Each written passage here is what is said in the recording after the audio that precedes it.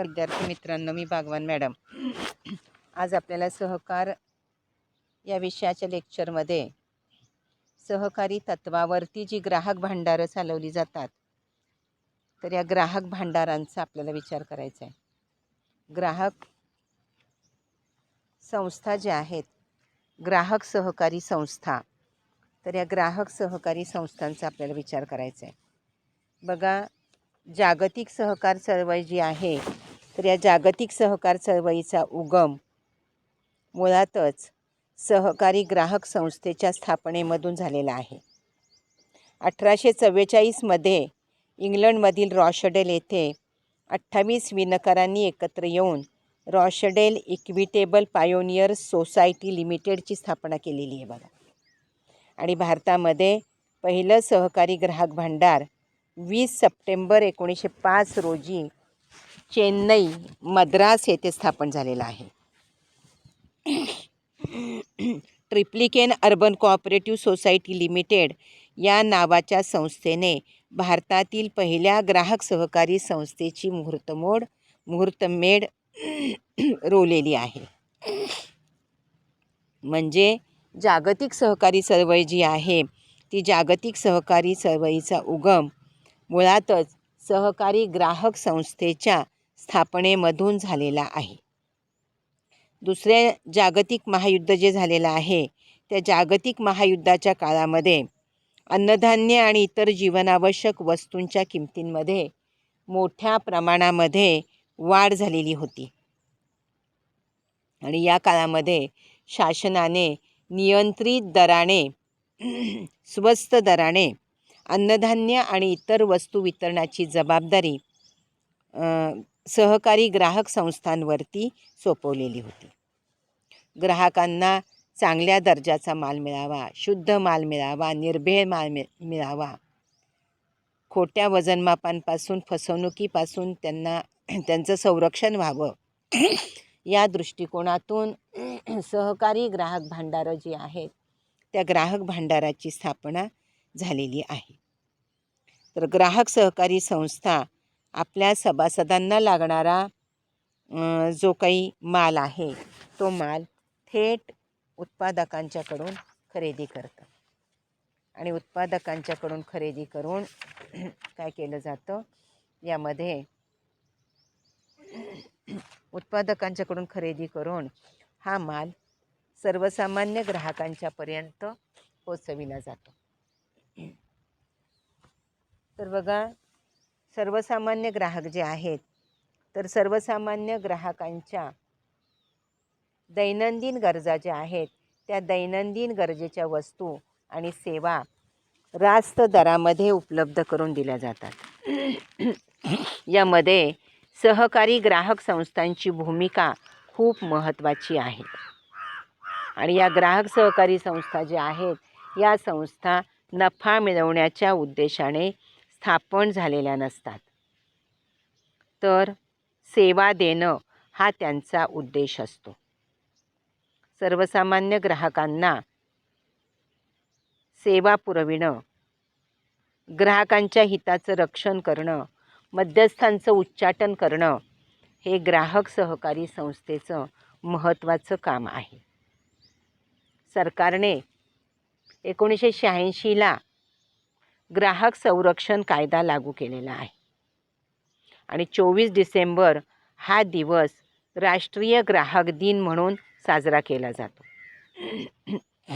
ग्राहक हा अर्थव्यवस्थेचा केंद्रबिंदू आहे, पण या ग्राहकाचं एक्सप्लॉयटेशन, ग्राहकाची पिळवणूक मोठ्या प्रमाणामध्ये होती। आणि या पिळवणुकीमधून त्याला बाहेर काढण्यासाठी काय करणं गरजेचं आहे, की त्याला असणाऱ्या सेवा सुविधा ज्या आहेत, ते सेवा सुविधा या ठिकाणी देणं महत्त्वाचं आहे। तर बघा, ग्राहकांनी एकत्र येऊन स्थापन केलेल्या संस्था ज्या आहेत, त्या संस्थांना काय म्हणायचे, ग्राहक सहकारी संस्था असं म्हणायचे। या ठिकाणी ग्राहकांच्या हितसंबंधांचं काय केलं जातं, रक्षण केलं जाते संरक्षण केलं जाते. तर आपण या टॉपिकमध्ये हा भाग आपण अभ्यासला आहे. आता ग्राहक सहकारी संस्थांचे प्रकार जे आहेत त्या प्रकारांचा आपल्याला विचार करायचा आहे. ग्राहक सहकारी संस्थांचे प्रकार कोणकोणते आहेत? तर यामध्ये ग्राहक सहकारी संस्था ज्या आहेत तर यामध्ये प्राथमिक सहकारी संस्था या ठिकाणी महत्त्वाच्या आहेत. प्राथमिक सहकारी संस्था ज्या आहेत त्या प्राथमिक सहकारी संस्थांच्या मध्ये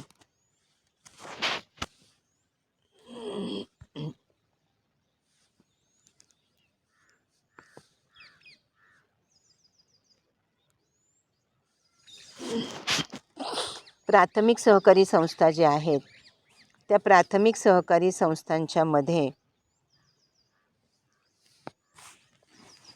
वास्तविक पाहता ग्राहक संस्था यांचाच अर्थ काय आहे? प्राथमिक सहकारी संस्था आहे. यामध्ये ग्राहकांना वस्तू विकण्याचं काम या संस्था करतात. त्याला प्राथमिक ग्राहक सहकारी संस्था असं म्हणायचं.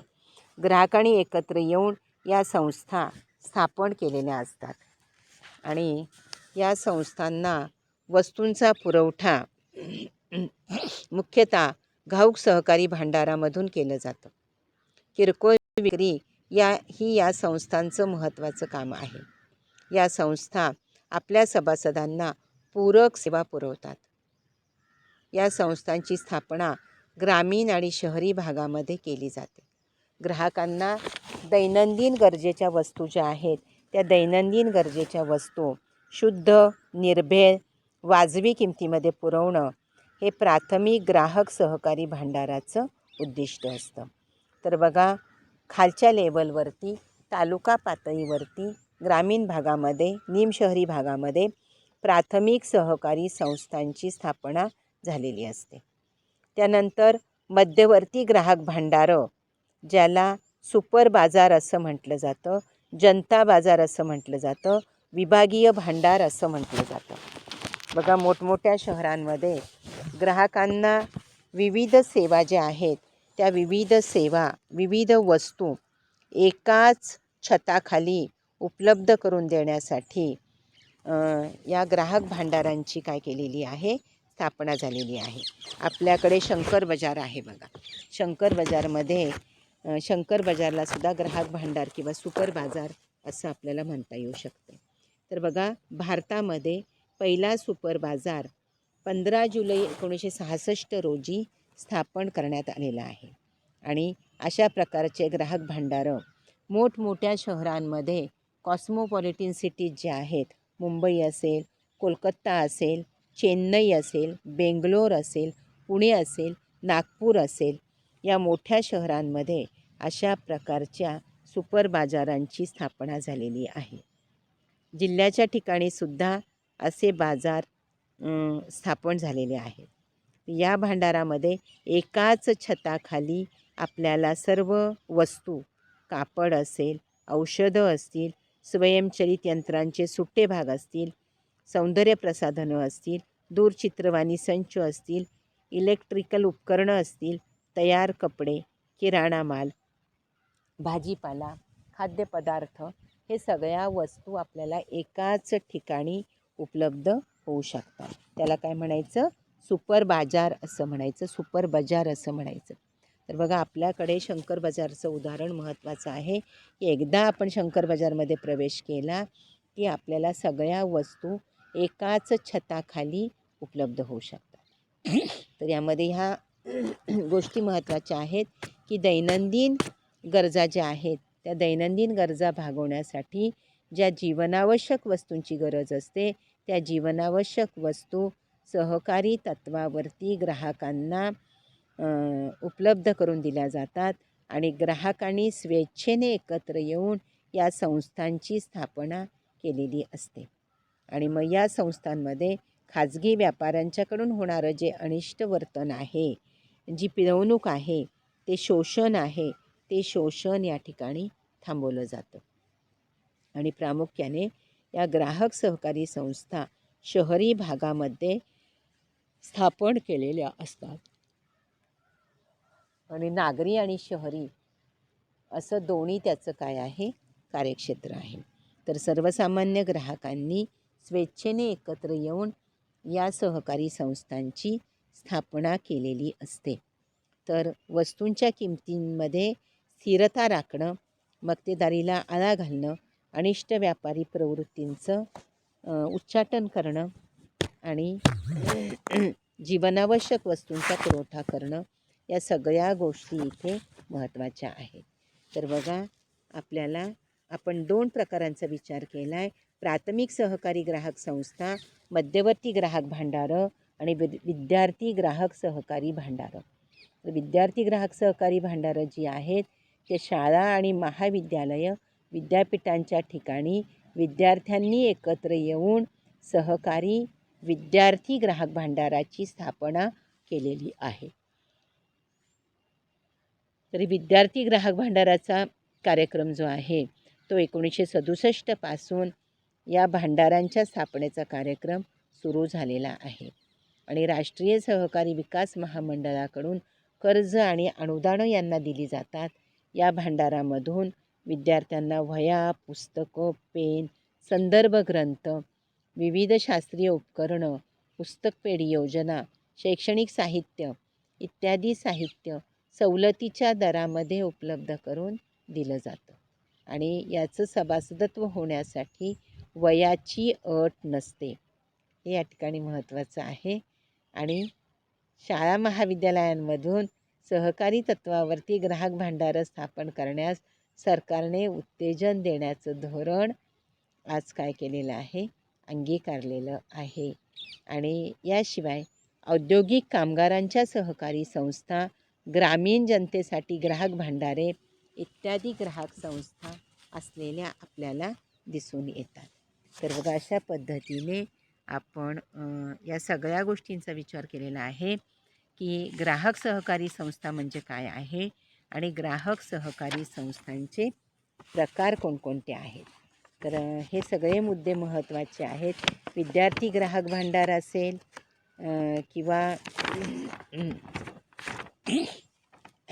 सुपर बाजार असेल किंवा प्राथमिक सहकारी ग्राहक भांडार असेल, तर या सगळ्या गोष्टी काय आहेत, महत्त्वाच्या आहेत.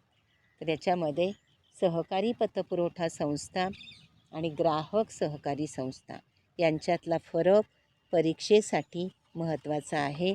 पेज नंबर 117 वरती याचं काय केलेलं आहे, याची माहिती दिलेला आहे.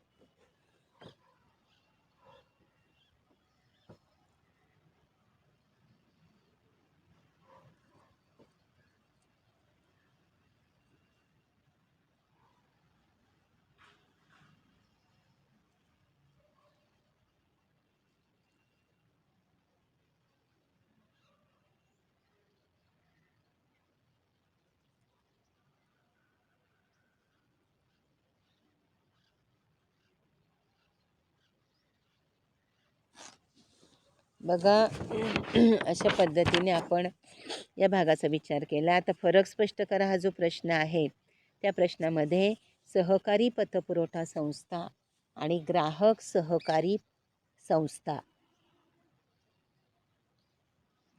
यांच्यातला फरक महत्त्वाचा आहे. तर बघा, सहकारी पतपुरवठा संस्था याचा अर्थ काय आहे की सहकारी पतपुरवठा संस्था म्हणजे सहकारी तत्वावरती शेती व्यवसायाच्या विकासासाठी कर्जपुरवठा करणारी संस्था म्हणजे काय आहे, सहकारी पतपुरवठा संस्था.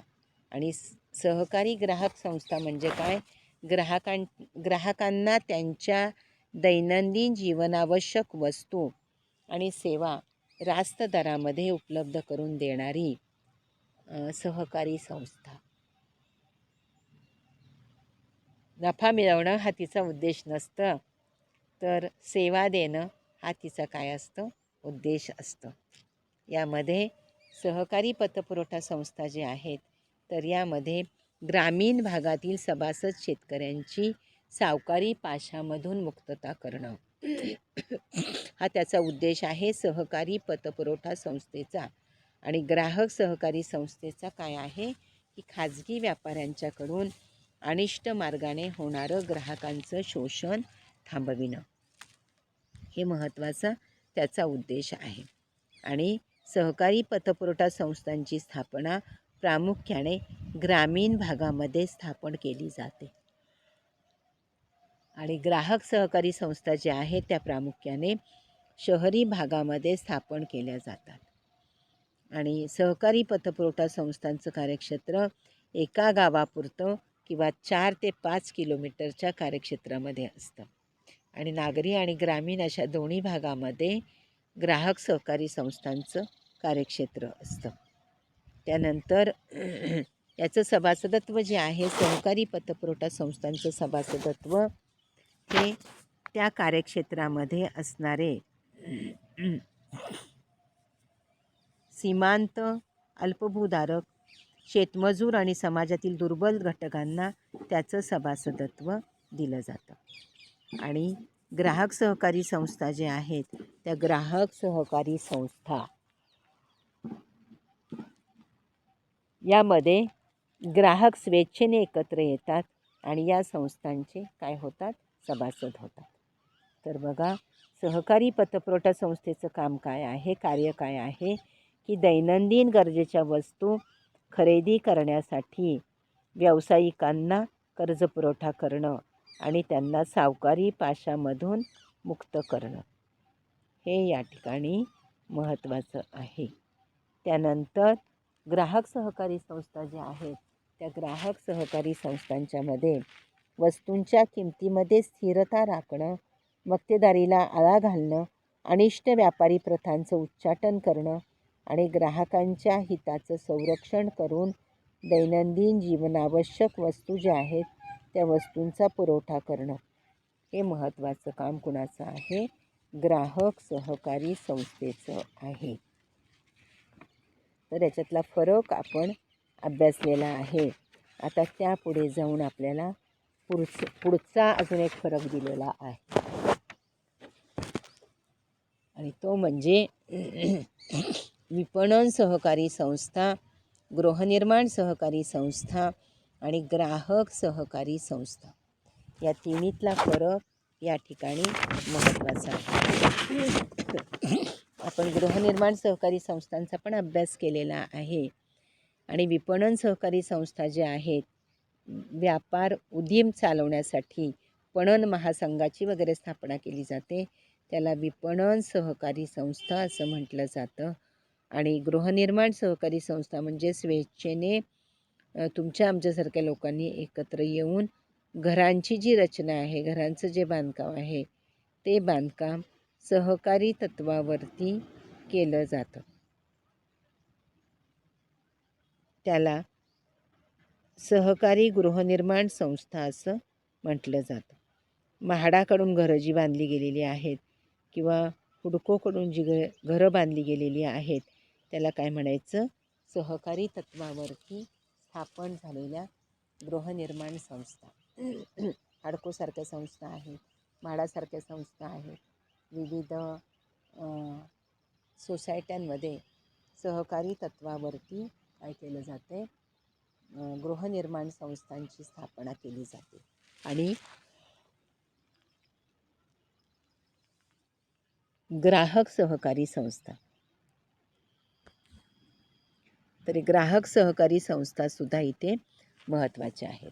ही ग्राहक सहकारी संस्था म्हणजे काय आहेत की ग्राहकांना त्यांच्या दैनंदिन जीवनावश्यक वस्तू आणि सेवा रास्त दरामध्ये उपलब्ध करून देणं आणि ग्राहकांच्या हितसंबंधांचं संरक्षण करणं, त्यासाठी सहकारी तत्वावरती ग्राहकांनी एकत्र येऊन स्थापन केलेली संस्था, त्याला काय म्हणायचं, ग्राहक सहकारी संस्था. आणि याचं सभासदत्व जे आहे ते संस्थेचे सभासद याचे ग्राहक असतात. आणि गृहनिर्माण सहकारी संस्थेमध्ये अल्प, मध्यम आणि उत्पन्न गटातील व्यक्ती सभासद म्हणून काय करतात, काम करतात. तर बघा, अशा पद्धतीने आपण या सगळ्या गोष्टींचा विचार या लेक्चरमध्ये केलेला आहे. त्याची स्थापना, त्याचा उद्देश पेज नंबर 118 वरती हा फरक स्पष्ट केलेला आहे. हाही फरक परीक्षेसाठी अतिशय महत्त्वाचा आहे की ग्राहकांना आपल्या गरजासाठी उपभोग्य वस्तू आणि सेवा मिळवण्यासाठी स्वेच्छेने स्थापन केलेलं संघटन जे आहे त्याला काय म्हणायचं? ग्राहक सहकारी संस्था असं म्हणायचं. तर लोकशाही पद्धतीने या ग्राहक सहकारी संस्थांचं कामकाज या ठिकाणी चालवलं जातं आणि नफेखोरीला आळा घातला जातो. ग्राहकांच्या हिताचं संरक्षण केलं जातं. अनिष्ट व्यापारी प्रथांचं काय केलं जातं? उच्चाटन केलं जातं. तर हे सगळं या ठिकाणी महत्त्वाचं आहे. तर उचित व्यापारी प्रथांची जोपासना करणं, मध्यस्थांचं उच्चाटन करणं, मक्तेदारीला आळा घालणं, सभासदांना शिक्षण देणं ही सगळी कामं ग्राहक सहकारी संस्था पार पाडत असतात. त्याच्या प्रकारांचा सुद्धा विचार आपण केलेला आहे. प्राथमिक ग्राहक सहकारी संस्था, सुपर बाजार किंवा विद्यार्थी ग्राहक सहकारी भांडारं, अशा पद्धतीने ग्राहक सहकारी संस्था हा टॉपिक आपण संपवलेला आहे. आणि आता त्यापुढे जाऊन आपण त्याच्या प्रश्नांची चर्चा पुढच्या लेक्चरमध्ये करूयात. तर बघा, तोपर्यंत आपण थांबूयात. ठीक आहे, धन्यवाद.